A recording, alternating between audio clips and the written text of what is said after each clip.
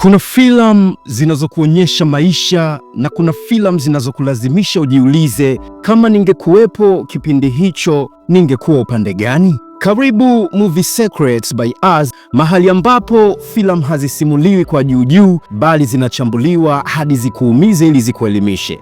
Leo hatuvunji filamu ya kuburudisha, tunavunja filamu ya kukumbusha dunia kosa lake. Filamu inaitwa 12 Years a Slave. Kabla hatujaingia kwenye wahusika, hebu tulivunje jina lenyewe la filamu. 12 Years a Slave halimaanishi mtu aliyekuwa mtumwa kwa miaka 12. Linamaanisha kwamba uhuru unaweza kupotea ghafla, kwamba miaka michache ya dhulma inaweza kufuta maisha yote uliyoyajenga, na kwamba utumwa hauhitaji mtu kuzaliwa mtumwa. Wakati mwingine unatosha kutekwa, kusaulika na kukataliwa na mfumo. Hii ni filamu inasema wazi, utumwa haukuwa hadithi ya kale tu. Ulikuwa mpango uliopangwa, uliosimamiwa na uliolindwa na sheria. Tunamwona Solomon Northup.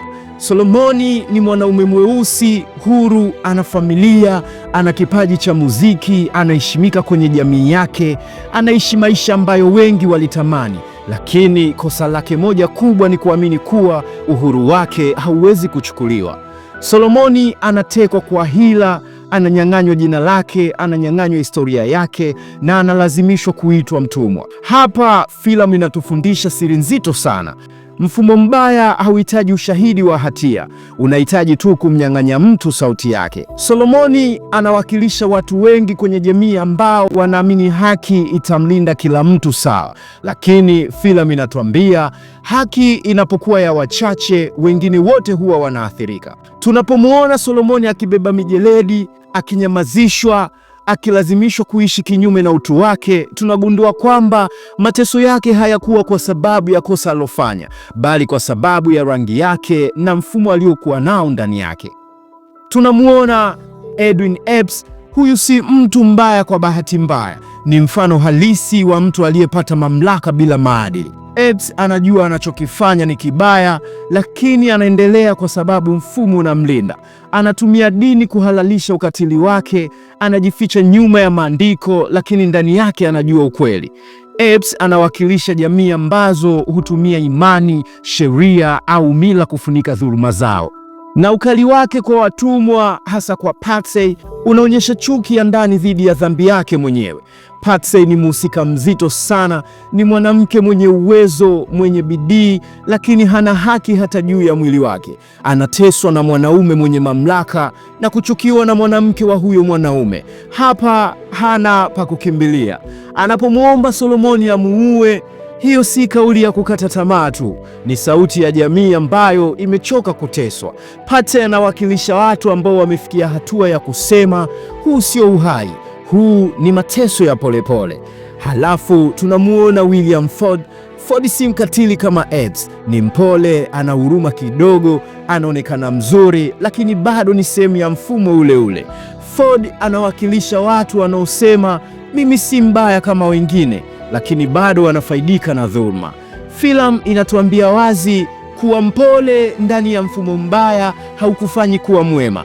Ndipo tunaingia kwa T-Bates. Huyu ni mtu mdogo, hana mamlaka makubwa, lakini ana ukatili mkubwa. Anatumia fursa ndogo aliyopewa kunyanyasa wengine. T-Bates anawakilisha watu kwenye jamii ambao hawana nguvu kubwa, lakini wakipewa nafasi ndogo tu huigeuza kuwa silaha ya mateso. Kisha tunaingia kwa Bez. Bez hakuonekana sana, lakini alibeba uzito mkubwa kuliko wote. Bez ni sauti ya dhamir, ni mtu aliyesema kile ambacho wengine waliogopa kusema. Hakutumia nguvu, alitumia ukweli. Kwa kuandika barua moja, alivunja minyororo ya miaka 12. Bez anawakilisha watu wachache sana kwenye jamii ambao wako tayari kuhatarisha usalama wao ili kusimama upande wa haki. Filamu inamalizia kwa ujumbe mzito sana. Solomon anarudi kwa familia yake, lakini miaka 12 haifutiki. Makovu hayaponyeki kwa kurudi nyumbani. 12 Years a Slave si hadithi ya mtu mmoja, ni hadithi ya mfumo. Ni hadithi ya jamii nzima iliyokubali dhulma kwa kunyamaza. Na swali ambalo filamu inatuacha nalo ni hili: leo ni mifumo gani mibaya tunaishi nayo kimya kimya? Na sisi tuko upande gani? Kama unapenda breakdown za kina kama hizi zinazofungua macho na akili, hakikisha unatufollow Movie Secrets by Us Instagram, Facebook na TikTok, na bila kusahau kusubscribe YouTube channel yetu ya Movie Secrets by Us. Hapa si burudani tu, ni masomo ya maisha. Karibu na asante.